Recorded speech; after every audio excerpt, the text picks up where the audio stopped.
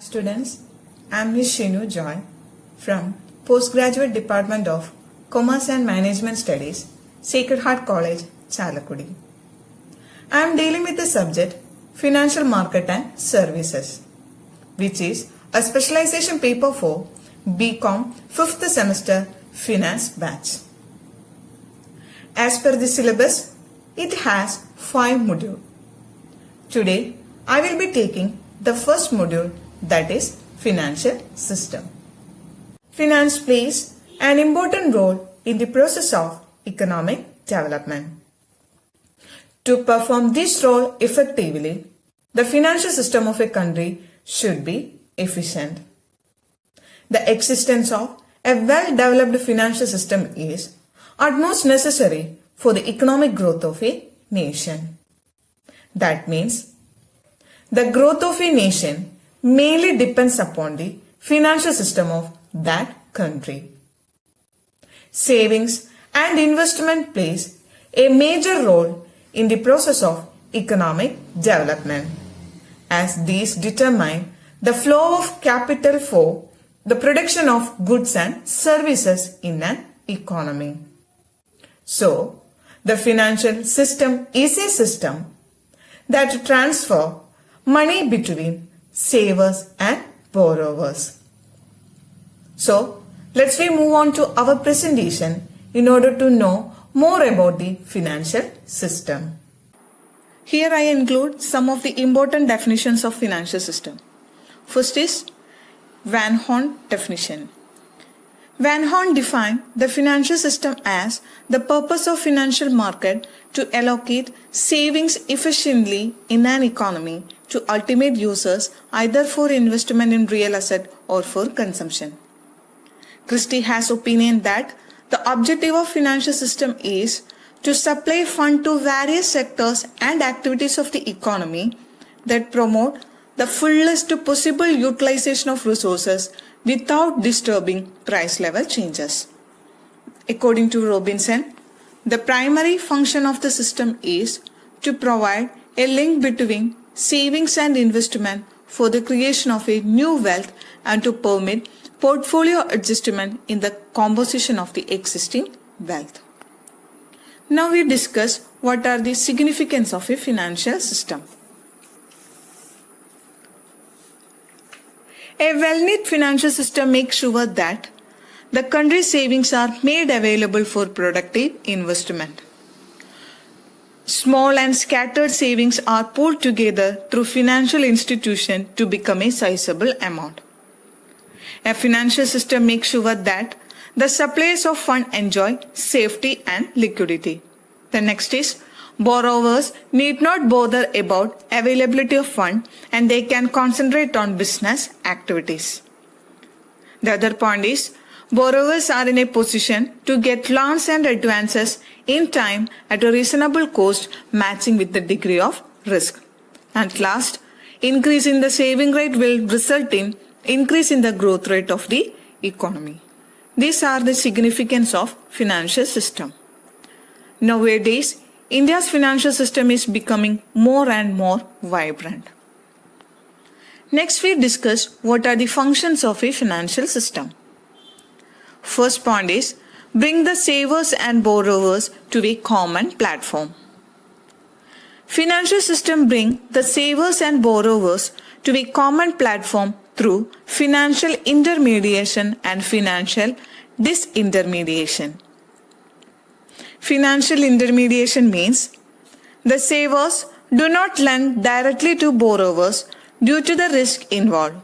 So, banks and financial institutions mobilize the savings and make these available to the needy by way of lending at different rate of interest depending upon the risk involved.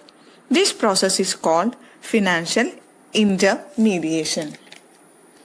Next is financial disintermediation. Financial disintermediation means it is the process of removing middleman or intermediary from future transactions. It is the withdrawal of funds from intermediary financial institutions such as banks and savings and loan association to invest them directly. Next function of financial system is provide a payment mechanism for exchange of goods and services. Financial system provide a payment mechanism for the exchange of goods and services. Various financial services like leasing, factoring, credit card, debit card, etc. are evolved to facilitate the mechanism. Then third, give acceleration for capital formation of the country. Financial system assist capital formation of a country and result in economic growth.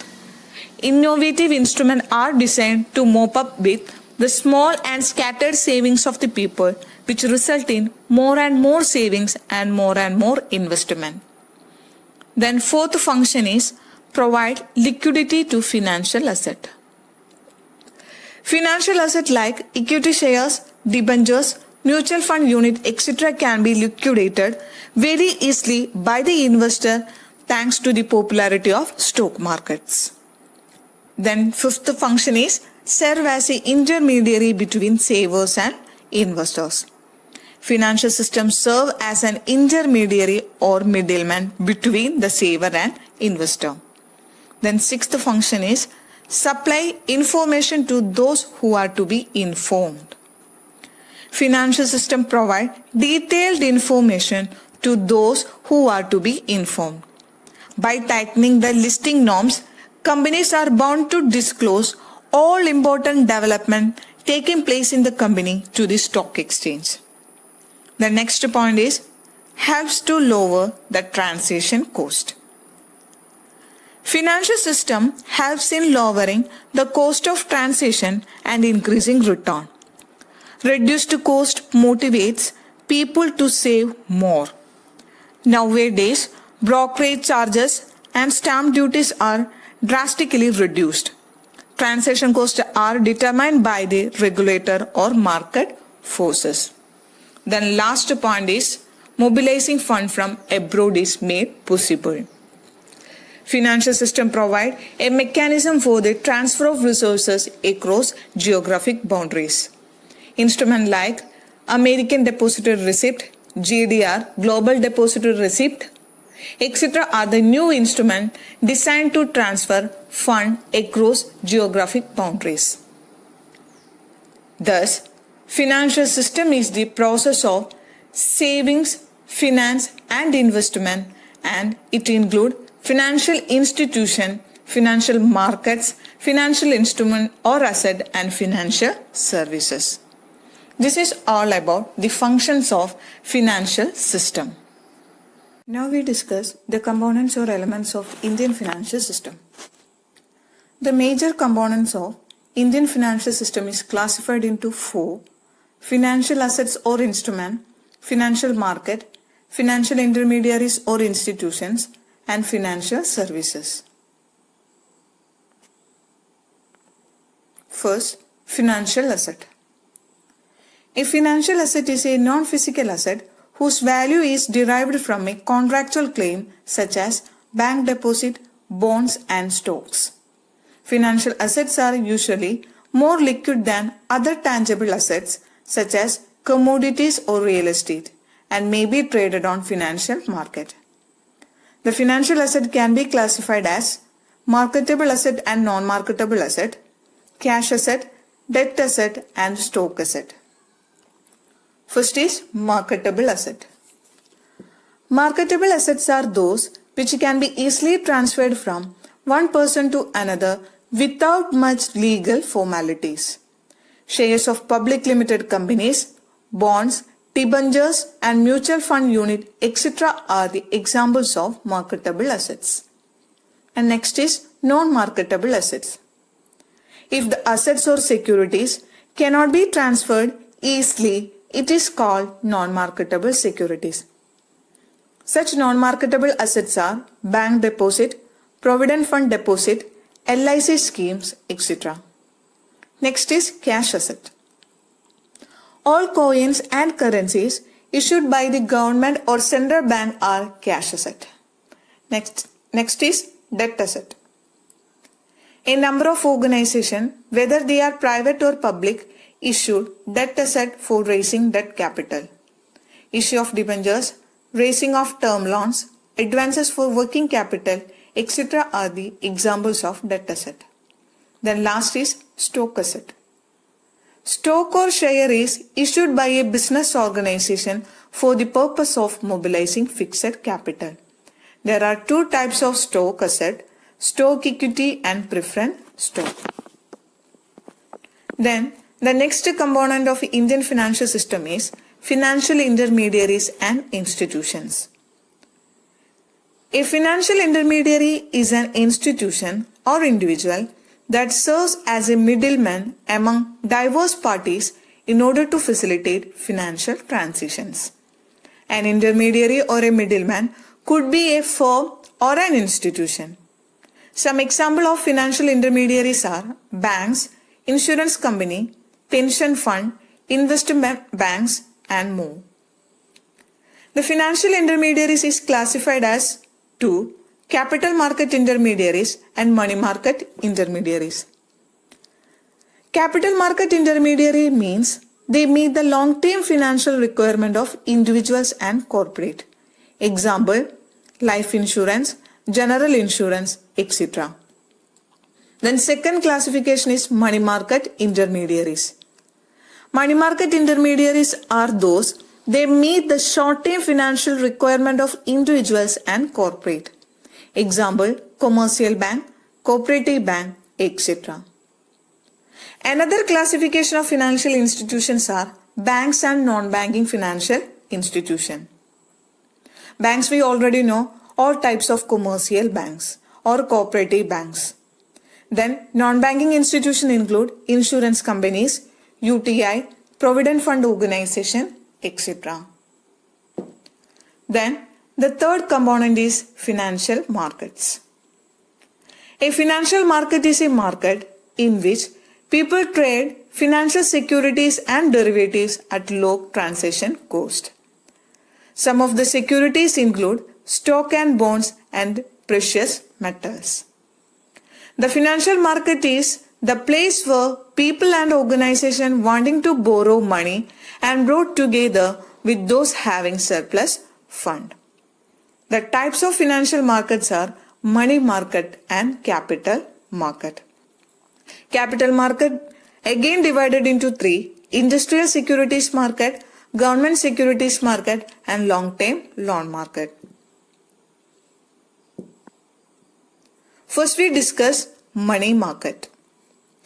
The money market is a component of the economy which provide short-term funds. The money market deals in short-term loans generally for a period of less than or equal to 365 days. That is 1 year. Then next is capital market. A capital market is a financial market in which long-term debt or equity-backed securities are bought and sold. Capital market channel the wealth of savers to those who can put into long-term productive use, such as companies or government making long-term investment.